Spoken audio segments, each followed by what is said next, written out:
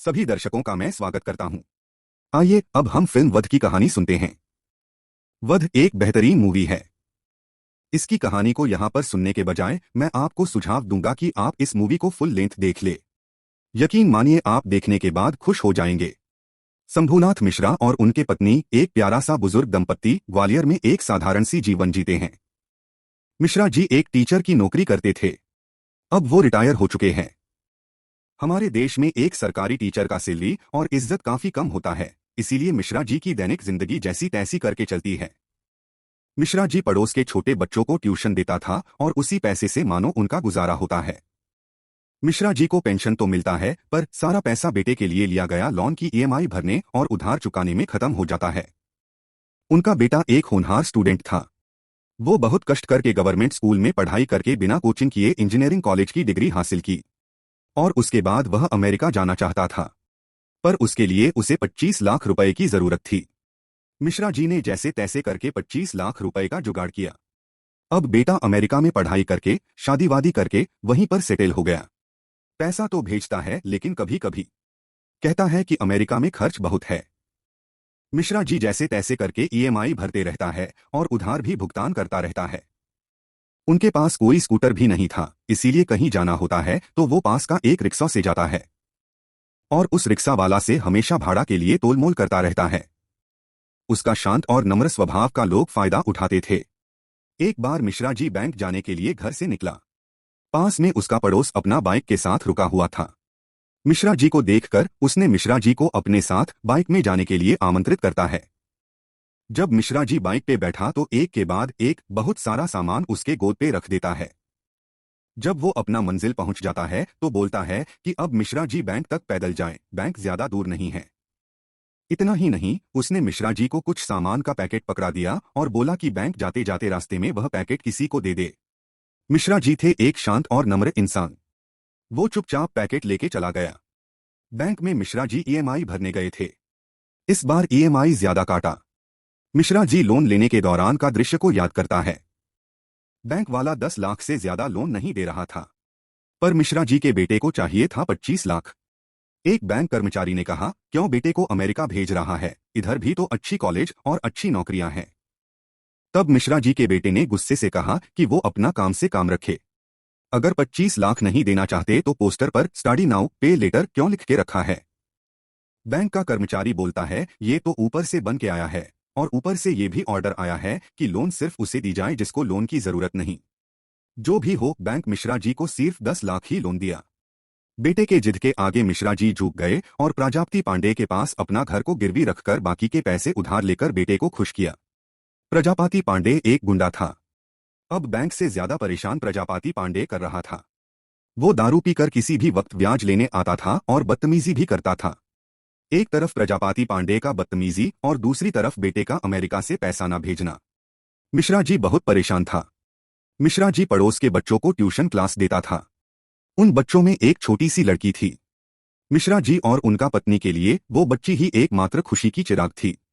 वो लोग उसे देख देख कहते रहते थे कि क्यों वो बच्ची उनके घर जन्म ना लेके पड़ोसी के घर जन्म ली। जब जब वो बच्ची उनके साथ होती है वो दोनों बहुत खुश होते हैं। जब वो बच्ची साथ नहीं होता तब भी वो एक दूसरे को खुश रखने की कोशिश करते हैं। अक्सर वो दोनों रात को छत पर खुले आसमान के नीचे सोते थे। मिश्रा जी उसके पत्नी को सोने से पहले मनोहर कहानियां मैगजीन से कहानियां पढ़कर सुनाया करता था।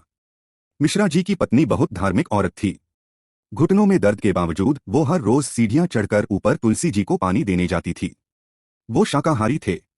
मिश्रा जी के पत्नी किसी भी प्राणी के प्राण लेने का सख्त खिलाफ थी। चूहों से परेशान होके एक दिन मिश्रा जी चूहा मारने का उपकरण लाया। उससे देखकर मिश्रा जी के पत्नी को बहुत गुस्सा आया। वो कहने लगी, पूजा पाठ वाले घर में ये जीव हत्या नहीं चलेगा। पहले वाला उपकरण ठीक था, चूहा फंस जाता तो सवेरे जिंदा चूहा को बाहर छोड़ दिया जाता था। ये तो तुरंत चूहा का जान ले लेगा। ये सब चल रहा था तभी कोई उनके दरवाजा को जोर जोर से ठकठकाता है। मिश्रा जी दरवाजा खोलता है तो बाहर प्रजापति नशे में धुत खड़ा था। वो इस महीना का ब्याज लेने आया था और उसके साथ एक लड़की भी था। प्रजापति जोर जबरदस्ती अंदर आता है और मिश्रा जी से बदतमीजी करना शुरू कर देता है। जिस लड़की को वो साथ लाया था उससे भी गंदी बदतमीजियां कर रहा था। कुछ समय बाद वो शराब और पका हुआ चिकन का मांस निकाला।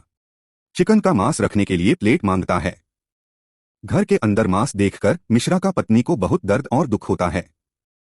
पर मिश्रा जी और उसका पत्नी ना कुछ कर सकते थे ना कुछ कह सकते थे। चुपचाप वो आंखें नीचे करके रो रहे थे और यही आशा कर रहे थे कि वो अपना शराब और चिकन खाकर ब्याज लेकर जल्द से जल्द चला जाए। इसीलिए जल्दी से मिश्रा जी उसके पैसा दे देता है। इस महीने 2000 रुपए कम था। कुछ दिन बाद वह बाकी के 2000 दे देंगे। प्राजापति ने कुछ नहीं कहा और पैसे ले लिया। मिश्रा जी को लगा कि वो पैसा लेके चला जाएगा, लेकिन ऐसा नहीं होता। वो उठता है और लड़की को लेकर मिश्रा जी के बेडरूम में चला जाता है। ये देखकर मिश्रा जी और उसके पत्नी सुन्न-सा पड़ गए। करे तो करे क्या, बोले तो बोले क्या, जैसा स्थिति थी उनकी। थोड़े देर बाद वो निकलता है और चला जाता है। यह रात के बाद वो दोनों उस बिस्तर पर कभी भी सो नहीं पाए। रात को लेटे लेटे मिश्रा जी की पत्नी याद करता है कि कैसे उसने अपने बेटे की अमेरिका जाने की खर्च निकालने के लिए मिश्रा जी से प्राइवेट लोन लेने के लिए रिक्वेस्ट की थी। अब वही बेटा ने माँ बाप को इस हालत में अकेला छोड़ दिया है। उसकी बेटा अपने ही जिंदगी में मस्त था। ना कोई कॉल ना कोई खबर। जब भी मिश्रा जी या उसका पत्नी कॉल करते तो कोई ना कोई बहाना बनाकर कॉल कट कर देता। कभी भी वो ठीक से प्यार या सम्मान से बात नहीं करता था। दूसरी तरफ एक भ्रष्ट पुलिस ऑफिसर शक्ति सिंह प्राजापति पांडे के अड्डे में जाता है। वो प्रजापति पांडे से अपना वसूली करने आया था। पांडे उसे उसका हिस्सा का पैसा देता है, पर शक्ति सिंह बोलता है कि जिस तरह से पांडे का हर एक क्रिमिनल एक्टिविटी बढ़ रहा है उस हिसाब से उसका हिस्सा का पैसा भी बढ़ाना होगा। पांडे को गुस्सा आता है पर वो कुछ भी नहीं कर सकता। पांडे सभी गैरकानूनी काम राठौड़ नाम का एक माफिया के लिए करता था। खैर जितना पैसे मिला उतना लेके शक्ति सिंह गुस्से में वहां से चला गया। एक रात मिश्रा जी अपना पत्नी का घुटना मालिश कर रहा था। तभी उसका पत्नी ने चुपके से अपना बेटे को मिस कॉल दिया। मिस कॉल पाकर बेटे फोन करता है तो उसका पत्नी कॉल रिसीव करके तुरंत फोन मिश्रा जी की हाथ में थमा देता है। जब मिश्रा जी ने हेलो बेटे बोला तो उसका बेटा ने गुस्से से बोलने लगा कि वो इस वक्त क्यों मिस कॉल दिया था। अगर पैसा चाहिए तो कल वो 5000 रुपए भेज देगा। और कुछ भी बात किए बिना फोन रख दिया। उस दिन बिल्ली यानी कि नैना का बर्थडे था। मिश्रा जी बिल्ली के लिए बर्थडे केक खरीदने जाता है। केक की कीमत पूछने पर उसे एहसास होता है कि उसके पास उतना पैसा नहीं है। इसीलिए वो 3 पेस्ट्री खरीदकर एक साथ मिलाकर उस पर बिल्ली का नाम लिखने को कहता है। उसी पेस्ट्री को लेकर उस रात बड़ी धूमधाम से तीनों बर्थडे मनाते हैं। जब बिल्ली वापस अपनी घर जा रही थी तो दोनों उसे जाते हुए देखते हैं और एक दूसरे से बोलते हैं कि काश नैना अपनी बच्ची होती। पांडे ने कुछ दिनों से शक्ति सिंह को उसका हिस्सा नहीं दिया था। शक्ति सिंह ने पांडे को फोन किया पर पांडे का फोन नहीं लग रहा था। इसीलिए शक्ति सिंह सीधा राठौड़ के घर चला जाता है और उसी के पंटर लोगों के सामने धमकी दी। राठौड़ ने प्रजापति पांडे को फोन करके बहुत डांटा। वह बोला कि शक्ति सिंह उसके घर फिर कभी नहीं आना चाहिए, कुछ भी करके शक्ति सिंह का पीछा छुड़ाना होगा। प्रजापति बोलता है कि उसने कुछ जुगाड़ की है, शक्ति सिंह और उसके पास कभी नहीं जाएगा। शक्ति सिंह ये सब कर रहा था क्योंकि उसे अपने हिस्से का पैसा जितना मिलना था उतना मिल नहीं रहा था। प्रजापति मिश्रा जी का घर को बेचकर शक्ति सिंह को पैसा देने का अपना मन बनाया। दूसरे दिन वो एक खरीदार को मिश्रा जी के घर को दिखाने ले जाता है। उस वक्त मिश्रा जी बिल्ली यानी कि नैना को पढ़ा रहे थे। प्रजापति ने मिश्रा जी को घर जल्द से जल्द खाली करने को कहा। मिश्रा जी बोलने लगे कि उनके पास इस घर के अलावा और कुछ नहीं है, पर प्रजापति ने एक ना सुनी। जाने से पहले प्रजापति की बुरी नजर प्यारी से बच्ची नैना पर पड़ गया। मिश्रा जी ने ये देखा तो नैना को तुरंत घर भेजा, पर प्रजापति ने नैना को अपने पास बुलाया और 100 का नोट दिया। मासूम नैना ने थैंक यू अंकल बोल के पैसा ले ली। ये मिश्रा जी को बिल्कुल अंदर से डरा दिया, क्योंकि मिश्रा जी ने प्रजापति के आंखों में कामुक गिद्ध का भूख देख लिया था। मिश्रा जी अगले दिन पुलिस स्टेशन जाता है शक्ति सिंह से मदद लेने। शक्ति सिंह ने कहा था अगर प्रजापति फिर से परेशान करे तो वो उसे बताए। मिश्रा जी को यकीन था कि इंस्पेक्टर शक्ति सिंह उसका घर को बचाने में जरूर मदद करेगा। लेकिन जब वो पुलिस स्टेशन पहुंचता है तो देखता है कि प्रजापति पांडे शक्ति सिंह के सामने बैठा हुआ है और शक्ति सिंह का मुंह उतरा हुआ था। पांडे ने मिश्रा जी को देखा और मुस्कुराकर ताना मारते हुए कहा, मास्टर जी कंप्लेंट करने आए हो, और उठकर चला गया। शक्ति सिंह ने मिश्रा जी का शिकायत सुना पर मदद करने से इनकार कर दिया। वो बोला कि कर्ज लिया है तो चुकाना तो पड़ेगा। उस रात मिश्रा जी के पत्नी मंदिर गई हुई थी। घर पर मिश्रा जी अकेला था। तब प्रजापति नशे में डिंग होकर मिश्रा जी का दरवाजा खटखटाया। दरवाजा खोलते ही प्रजापति मिश्रा जी पर गुस्से से टूट पड़ा। उसने मिश्रा जी के साथ मारपीट किया। उसे गुस्सा इस बात का था कि मिश्रा जी ने पुलिस तक जाने की साहस की। प्रजापति जमीन पर बैठकर दारू का बोतल निकाला और आदेश दिया कि मिश्रा जी सामने कुर्सी पर बैठे। मिश्रा जी जब कुर्सी पर बैठा तो प्रजापति ने मिश्रा जी से कहा कि वो एक अच्छा आदमी है और वो मिश्रा जी को मदद करना चाहता है। वो 4 महीना का ब्याज माफ करेगा, ब्याज का रकम से 1.5 लाख काम कर देगा और एक बार घर बिक गया तो 3 से 4 लाख उसके हाथ में देगा। और ये सब संभव हो पाएगा अगर मिश्रा जी उसे एक छोटी सी मदद करेगा तो। प्रजापति बोलता है अगर मिश्रा जी नैना को उसके पास अभी के अभी लाएगा तो ही ये संभव हो पाएगा। यह बात उसके मुंह से सुन के मिश्रा जी का तो सांसें रुक गई। प्रजापति ने कहा कि नैना के घर वालों को कहे कि वो उसको पढ़ाने ले जा रहा है। मिश्रा जी ना तो कुछ सोच पा रहे थे ना कुछ कर पा रहे थे। वो तो मूर्ति की तरह हिल भी नहीं पा रहे थे। नैना प्यारी बच्ची जिसको वो अपना बच्चा से भी ज्यादा प्यार करता है, उसको ये सड़ा हुआ गिद्ध अपना वासना के लिए उस प्यारी सी कली को कुचलना चाहता है।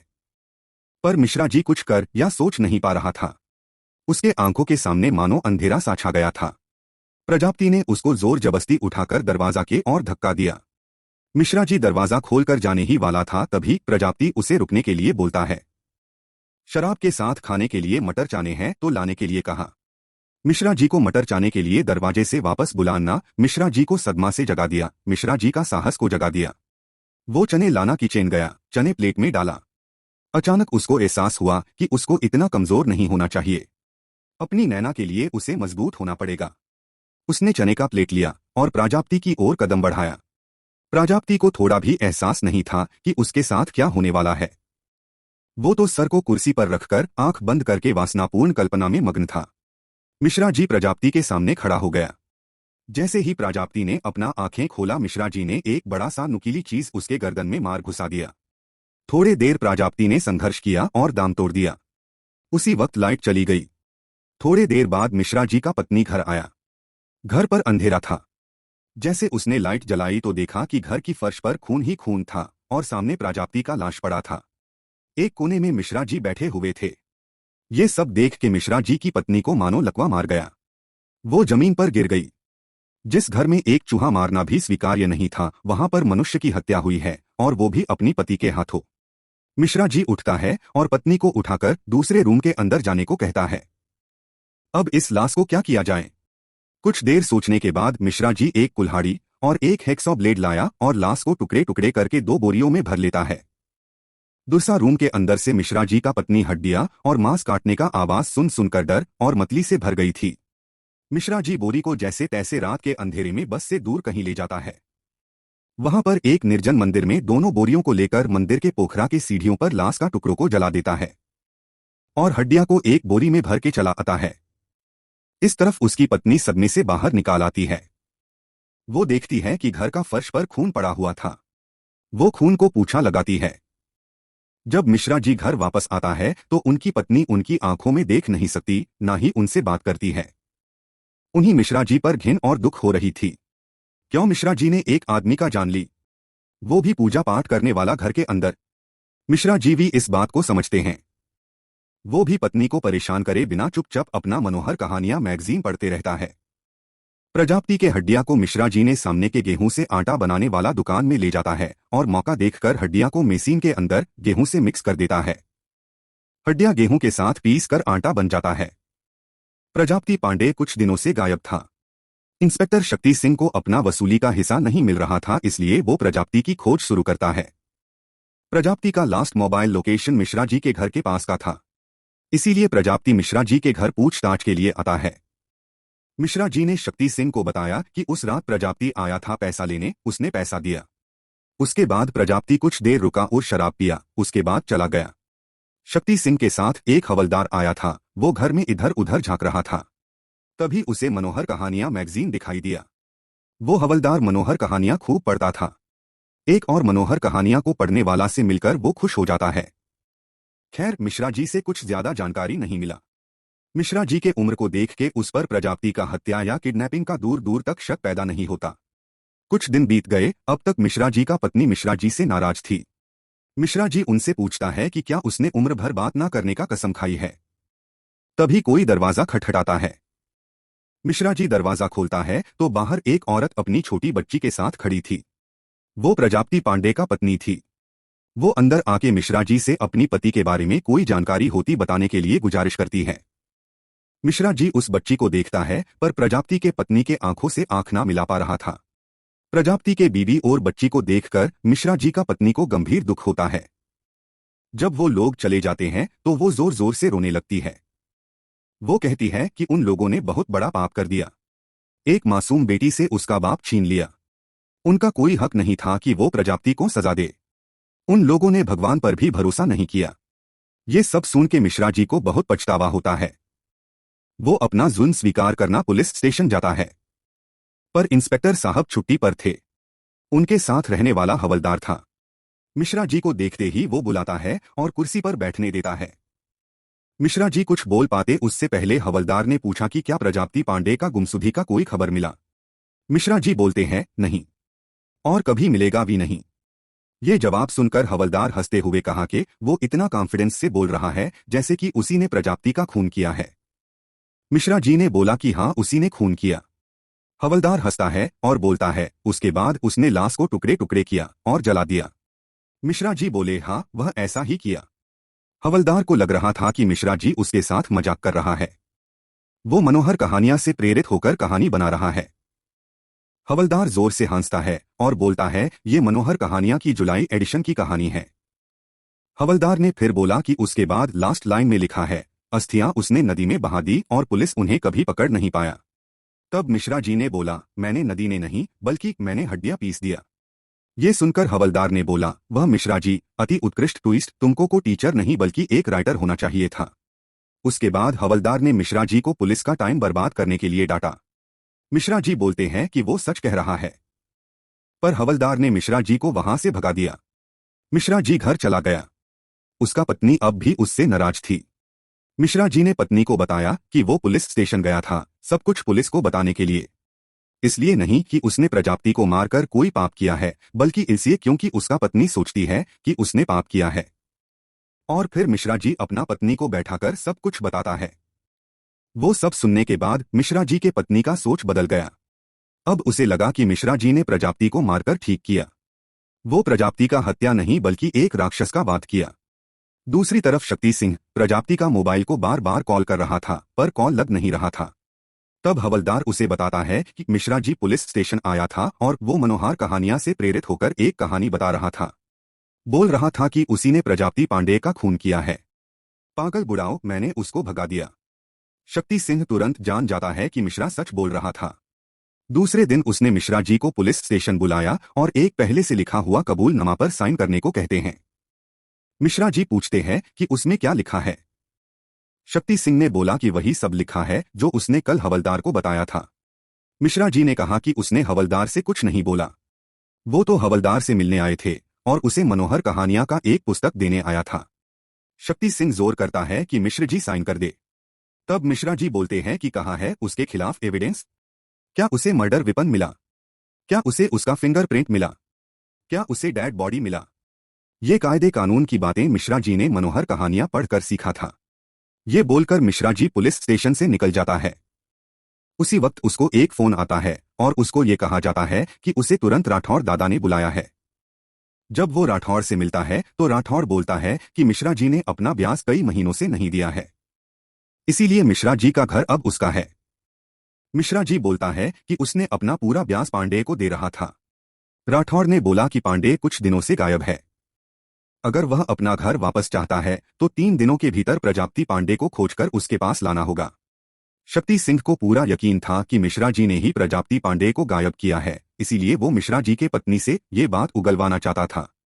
पर मिश्रा जी का पत्नी सब कुछ इनकार करता है। घर जाके मिश्रा जी अपने पत्नी को बताता है कि पांडे राठौड़ के लिए काम करता था। पांडे ने कुछ महीनों से राठौड़ को ब्याज का पैसा नहीं दिया है। अब पांडे गायब है, इसीलिए राठौड़ ने कहा है कि 3 दिन के अंदर अगर वो पैसा नहीं देगा तो उन लोगों को घर छोड़ना पड़ेगा। तब मिश्रा जी और उनके पत्नी साइबर कैफे जाके उसके बेटे को फिर से वीडियो कॉल किया और सब कुछ बताया।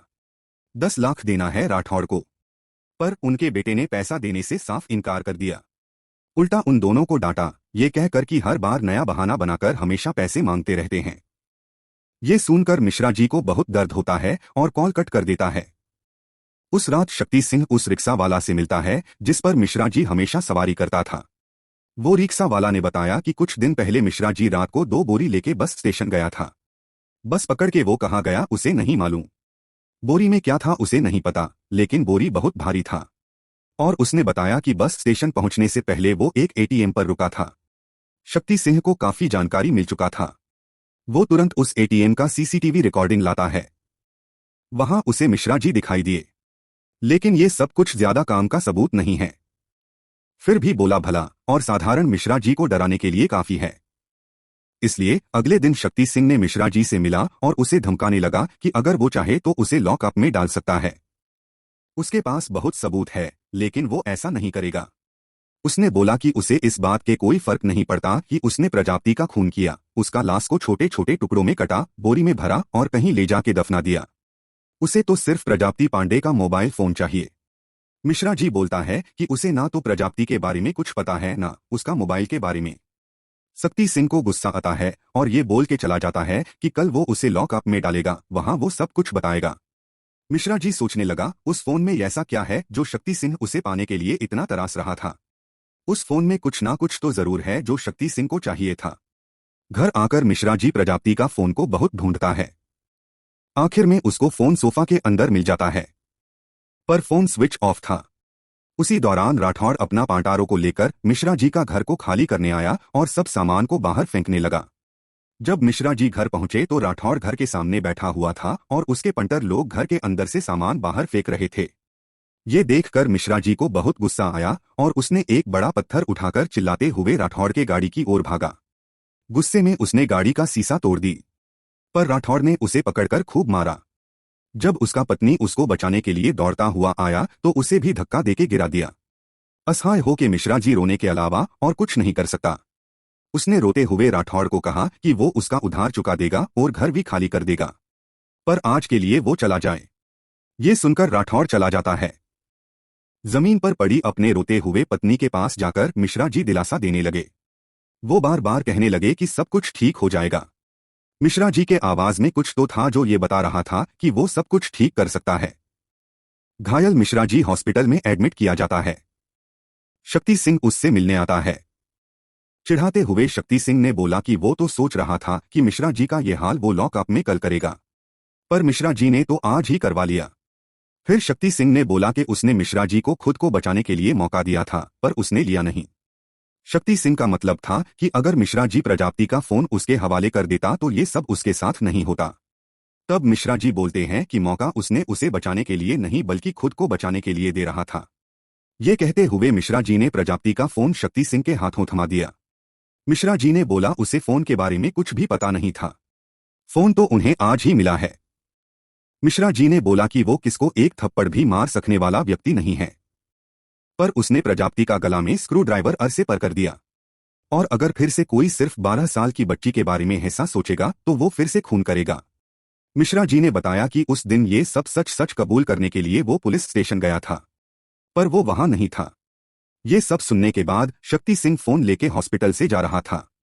तभी मिश्रा जी के पत्नी उसे रोकते हैं और कहते हैं कि मिश्रा जी कभी भी गलत काम करने वालों में से नहीं है।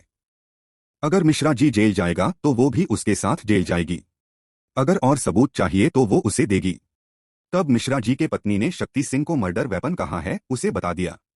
पुलिस स्टेशन जाके शक्ति सिंह फोन को खोलता है और अब हमें पता चलता है कि शक्ति सिंह उस फोन के पीछे क्यों इतना पागल था। बात यह है कि शक्ति सिंह का अफेयर वहां का एमएलए की बीबी से चल रहा था।